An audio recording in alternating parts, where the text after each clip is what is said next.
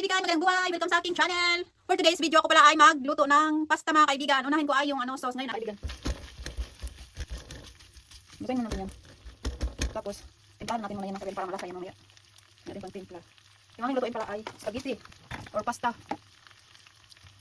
Tapos maglagay na tayo din na pepper, black pepper siya mga kaibigan. Tapos, imikos-mikos natin siya. Ginamit ko pala ay butter dito ba. Inisa ko na pala ito mga kaibigan. Ang isa natin ay, ito kasi ay separate natin yung sauce. May nabili akong spaghetti ba? Spaghetti sauce. Kaya gawa tayo ng yung ating spaghetti na. Ito yung hapunan ko mga kaibigan. Pasta tayo ngayon. Ngayon ay pwede. Palutuin natin yan siya. Bago natin nagawin yung sauce. Tapos yung pasta ay separate natin. Para ito ay ilagay. Hindi siya mabili. Para gusto natin kumain ng yung lutuin natin ay pasta na lang. Yung pasta na lutuin ay konti lang ngayon. Lagay natin yung ating sauce. Diba? Lagay natin spaghetti. Mix-mix natin. Lagyan natin pasta. Wala lang tong sausage.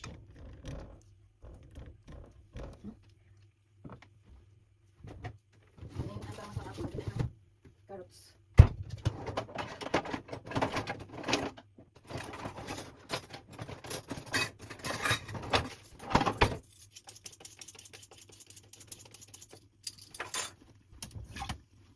At maglagay din ng carrots mga kaibigan. Yung sekreto. Try nyo mo kung may lagyan natin na para sa mga kaibigan.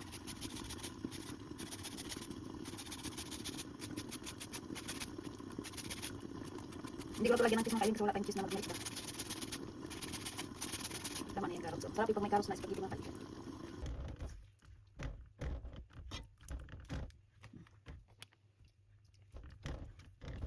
Parmesan cheese mga kaibigan kasi wala tayong cheese na ibang cheese pa. Yung lagay natin kasi para mag-ano siya. Hindi naman dami yan natin. Okay na yan. Para maglasa siya. At i-mikos natin. Ayan ang kaibigan. Malapit na maluto yan. Sarap ng ating pasta. Naluto na yung ating pasta. Ay, yung ating sauce mga kaibigan. Spaghetti sauce mga kaibigan. Dito kasi pasta sa Inglaterra. Yan yung spaghetti sauce mga kaibigan. Luto na yan siya. Cook muna natin yan mga kaibigan. Diba? Wow. Ganda tayo maluto yung ating spaghetti noodles. Ayun mga kaibigan. At natin ito. Luto na sa ating noodles. Pasta.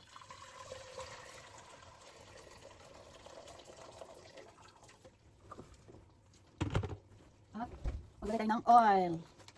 Para hindi dikit yung ating noodles. Tapos maglagay tayo ng salt.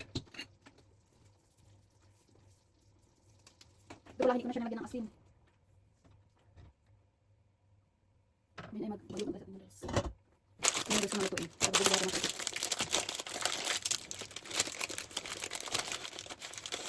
Kasi bilang din naman ito yun.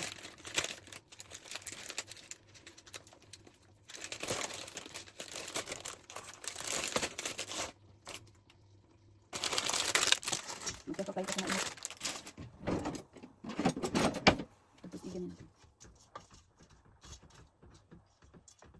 Diba? Kunti lang niluto ko ng noodles mga kaibigan yung pasta noodles natin ba? Tapos i-ano natin yan. Naluto na ito siya mga kaibigan ating pasta noodles mga kaibigan. Ngayon i-drain na natin yan mga kaibigan. Naluto na rin siya. Bahay pala yun. Tapos drain na natin parang hindi maagad ko.